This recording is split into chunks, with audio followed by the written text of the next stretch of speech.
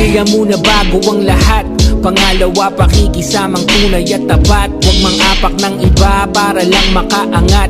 Mapursiging Good morning, good afternoon, and good evening cyberspace. For this video guys, I just want you to know na hindi lahat ng pagkakataon is papabor sa iyo. May mga bagay at sitwasyon na dapat mas inaalala mo at dapat mas preparado ka dun sa possible na pwedeng mangyari sa buhay natin. Kasi life is too short. Then minsan mo lang dapat gawin, kailangan samantalahin mo na. Kung gusto mong maabot yung mga pangarap mo in the first place, dapat lalaki pa mo ng sipag, pagtsatsaga, determinasyon, at hindi ka dapat magpapaapekto dun sa mga sinasabi o validation ng ibang tao patungkol sa hindi mo makakaya. Pagkos lahat ng bagay dapat kayanin mo, pasanin mo sa balikat kung gusto mong makuha ang isang pangarap mo sa buhay.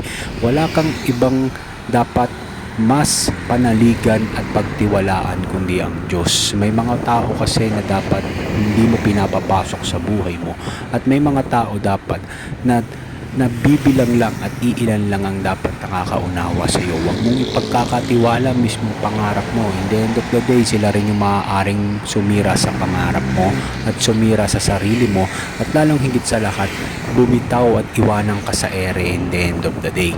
Kasi alam mo guys, habang nalalaman ng ibang tao yung mga bagay na ginagawa mo, at habang nalalaman nila kung ano yung balak mo, mas lalo silang nagiging porsigido upang mapalapit sa iyo. At manifestation, crab mentality, lahat ng pwedeng nilang gawin para lamang maibagsak ka. So dapat piliin mo yung mga taong pakikisamahan mo, at piliin mo yung mga tao na dapat mong pagkatiwalaan. Wala kang dapat ibang isang gunian kundi ang Diyos. Iiwanan ka ng lahat ng tao, pero panigurado ako, hindi ka iiwanan ng Diyos. Sa Kanya mo ihabilin lahat, yung mga tao na yan. Lahat ng mga tao na kung saan palagi na lang merong nasasabi, gumawa ka man ng tama at mali, in the end of the day, meron pa ring masasabi yan.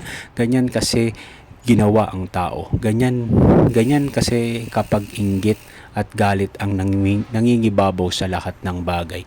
Ultimos, maliit na bagay, pupunahin at pupunahin. Bubutasan ka hanggang sa ikaw na mismong maapektuhan dun sa mga bagay na ginagawa nila. Dahil kung ano yung nasasalamin nila sa sarili nila, yun ang sinasabi nila sa kapwa nila, na kung saan hindi nila nakikita na mismong yung butas ng palakol na napagkalaki-laki na nasa mismong katawan nila, yun ang hindi nila nakikita. Bagkus yung butas ng karayong na mismong nasa sayo, yun ang palagi nilang nakikita. Ganyan ginawa at ganyan nilikha ang tao. So ikaw na lang mismo ang mag-a-adjust.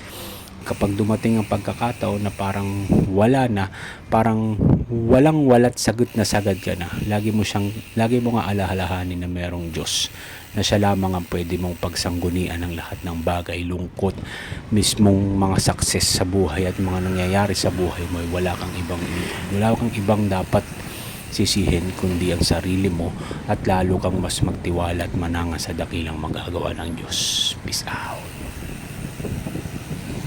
Kada bara ko'y kargado, mga linyang delikado, pambukas sa utak na laging nakasarado. Matalino pa kaysa sa nag-aabogado, kaso nga lang gago, tsaka tarantado. Tangina kasi nagkalat yung mga gago, yung tipong pag nagrap parang